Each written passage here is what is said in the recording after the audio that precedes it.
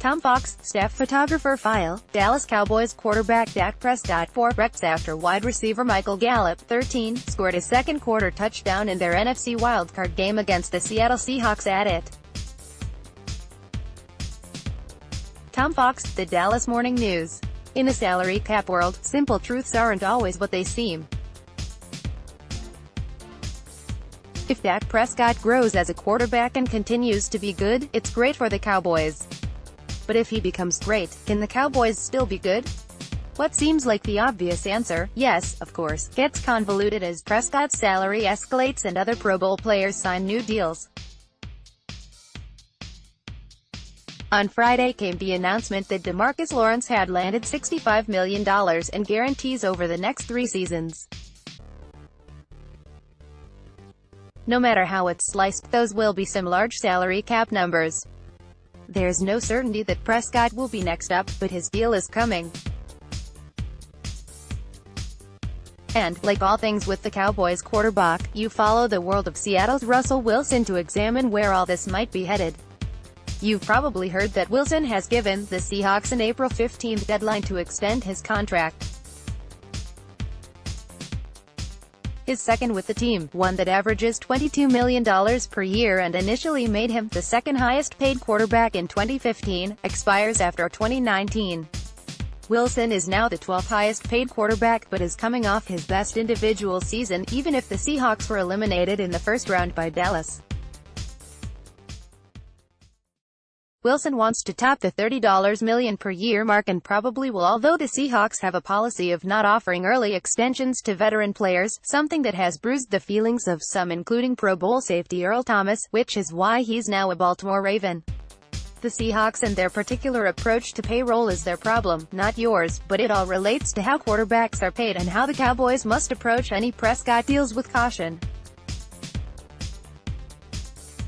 Does Wilson deserve to be one of the highest paid quarterbacks in the league?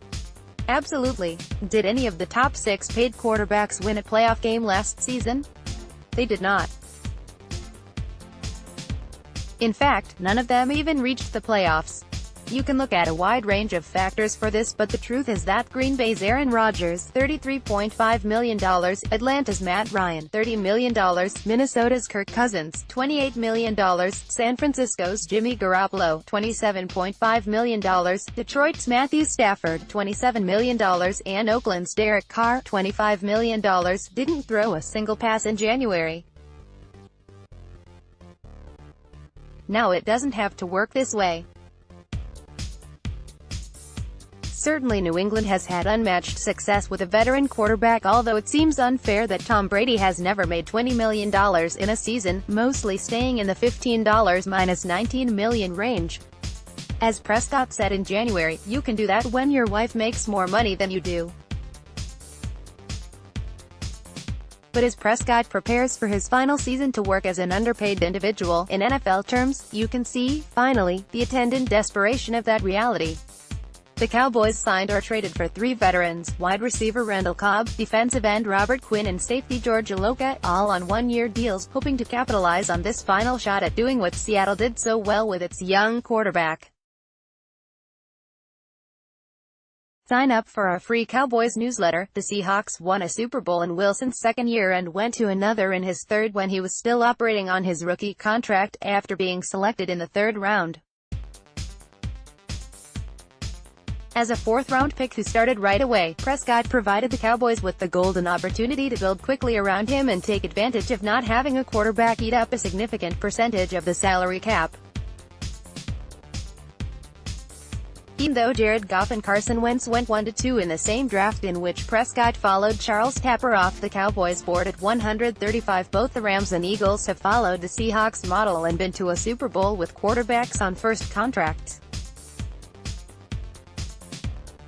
Cowboys owner Jerry Jones has stated he is ready and willing to reward Prescott for his first 3 years, and it's the Cowboys' practice to offer second contracts to good, young players a year before their original deals expire.